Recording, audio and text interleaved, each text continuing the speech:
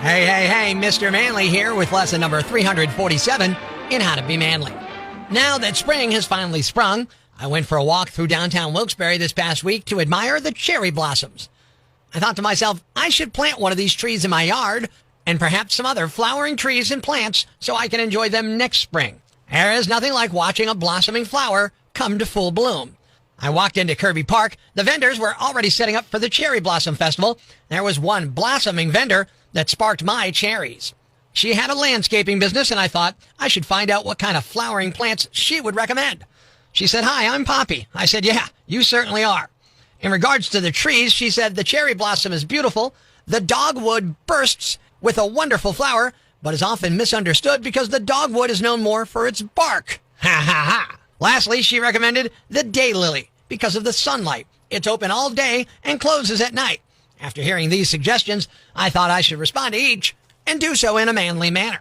If you ever find yourself in a similar situation, follow along in your manly manual, page number 347, and repeat after me. Number 1, hey, I got a couple cherries ready to blossom. Why not create your own festival? Number 2, Poppy, look at my dogwood. It's just waiting to burst into flower. Number 3, so tonight your lily will close, but in the morning I'll see your lily in a different light. Suddenly, as Poppy grabs you by your cherries that no longer will blossom, as your bursting dogwood is reduced to an evening daylily, you'll realize you've been barking up the wrong tree, and you'll know just what kind of man you really are. Until next time, this is Mr. Manly saying be manly and good day.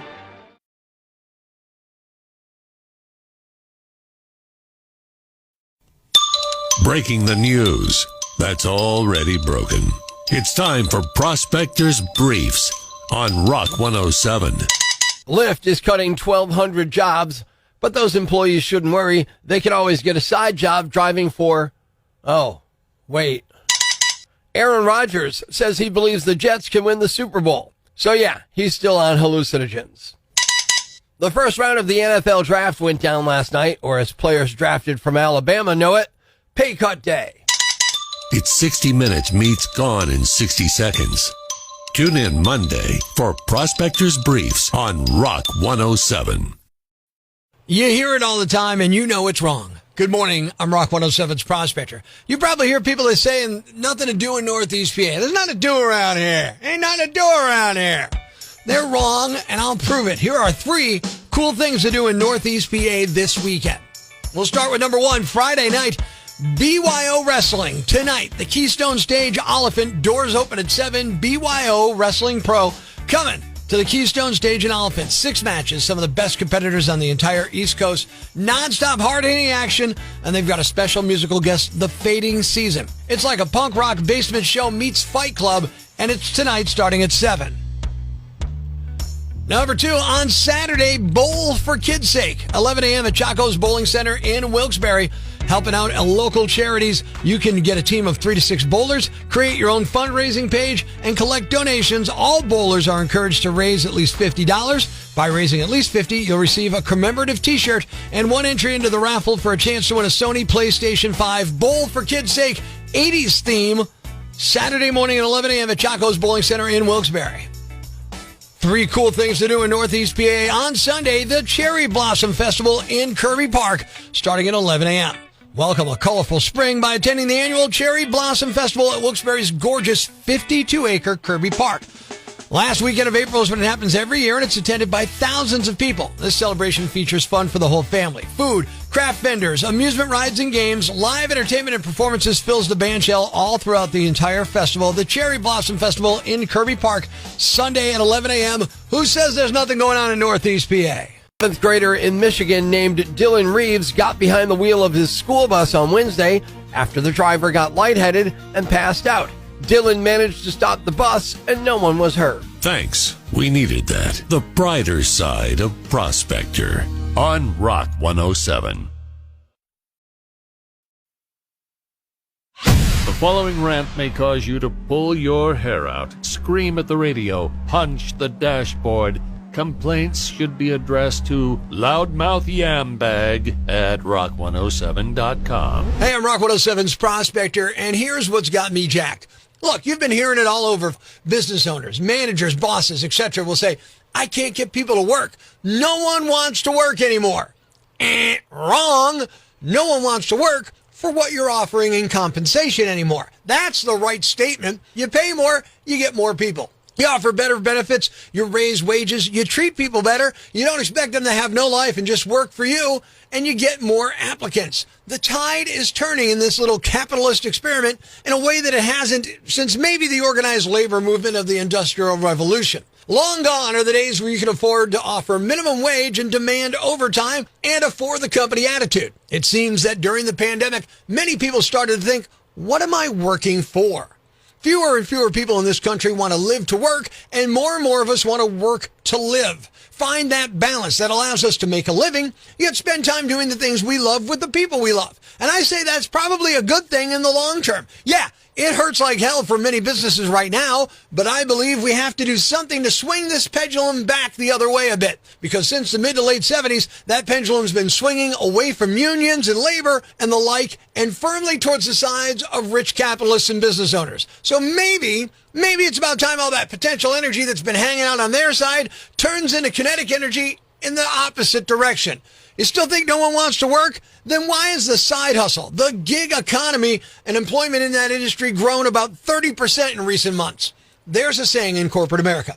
People leave people, not organizations. And yeah, that's true. Better bosses keep more people. Treat employees better. Offer them a little more money, more benefits, flexible work hour. Work from home if you can. Listen to them. Create a culture that benefits both of you and not just the company, and you'll keep more people and you'll hire better ones. Or, keep bitching that no one wants to work 79 hours a week for $8 an hour. Again, no duh. People want jobs where they can make a living, feel respected, and still see their friends and families and live their lives. If your job doesn't offer that, it's not that no one wants to work, it's that no one wants to work for you. I'm Prospector. I'm for the people. Who's with me? I gotta go crazy, man! Ever see the crazy guy screaming at the wall outside the Times building? Where does this rage come from, my son? Tweet us with hashtag #IFoundProspector and we'll come and get him. Prospector, mornings on Rock 107. What's a yam bag? A fool, an idiot, a blockhead, a dunce, or an ignoramus. A dullard, simpleton, or a clot, nitwit, dipstick, pea-brain, mouth breather, or cretin. It's now time to announce the winner of Prospector's Yam Bag of the Week, as decided by you at rock107.com. Here are the nominees. Nominee number 1. Someone should have told this guy that getting baptized just washes away original sin. Any sins after that, they're on you. Cops in Mesa, Arizona arrested 20-year-old Jeremiah Sykes over the weekend after he walked into a church, got naked, and tried to baptize himself, then punched a cop. Someone at the church called them around 2:45 p.m. and said a naked guy had climbed into their baptism fountain and refused to leave. When police got there, he was wandering around outside, still naked, but with a blanket he apparently took from the church. Cops say he admitted that he stripped down because he wanted to baptize himself. They arrested him for trespassing and indecent exposure. Then once they got him to jail, he took off a sock and threw it at the cops. Punched a cop in the head, too. And then hit another cop in the face when they tried to stop him. So they tacked on charges for resisting arrest and 2 counts of aggravated assault. Nominee number 2. Most of us love a good steak or a burger, but resorting to violence for meat is just plain crazy.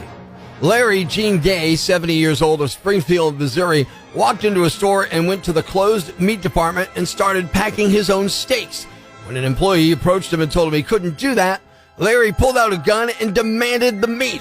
And Gay told police he went to Price Cutter to buy steaks and told the good man who was helping him he needed to weigh the steaks. However, the meat department was closed, and Gay said at that point he showed his gun just to say, "I'm not stealing. I need you to help me here to get a couple of these steaks. I'm not going to hurt you." Well, thankfully, the clerk was able to call police, who quickly arrived on the scene and arrested Larry out in the parking lot. The man is now facing charges for first-degree robbery and armed criminal action. Nominee number 3. It's rough when your nice evening drive with your favorite cooking spices gets interrupted by cops. Last Thursday, police in Florida pulled over a 34-year-old guy named Daniel Barrera for driving with a revoked license. They looked inside his car and saw a clear, large bag filled with powder. Daniel said it was chili powder sent from his family in Guatemala, which sounds delicious, but that's not what it was. Cops tested it. It was positive for heroin, 29.7 grams of it. It's unclear what color it was, but that could have been a tip-off. Heroin's usually white, brown, or gray, while chili powder at the grocery store is usually bright red. Daniel was charged with driving with a revoked license, narcotics trafficking, and this could trigger a probation violation from a previous DUI conviction. Nominee number 4. How often do you not know whose pants you're wearing? A 62-year-old man in Pennsylvania named Cameron Bell was pulled over earlier this month because he stopped at an intersection where there wasn't a stop sign. Cops saw him and decided to see what his deal was. So they pulled him over, and he was a mess. He failed a field sobriety test, and the officers discovered half an ounce of meth and a baggie of crack in his sock. He also had a crack pipe in one of his pants pockets. Cameron insisted he was innocent. He said he doesn't know how the drugs got into the sock and that they were not his pants, and he didn't know whose they were. I mean, as compelling as those arguments were, Cameron was arrested and charged with multiple crimes, including possession of a controlled substance and DUI. And the winner is... The guy who threatened a supermarket worker with a gun after he was told the butcher shop was closed. You are the Yam Bag of the Week. Stay tuned for more nominees for Prospector's Yam Bag of the Day, weekday mornings, right here on Rock 107. Thanks for listening to Prospector's Prime Cuts podcast. Be sure to catch us live weekdays from 5:30 to 10 a.m. on Rock 107 or online at rock107.com or the Rock 107 app, a free download for your Android or iPhone. Subscribe to the podcast on Apple Podcasts, Google Podcasts, Spotify, Stitcher Radio, or wherever you get your podcasts so you never miss Prospector's Prime Cuts.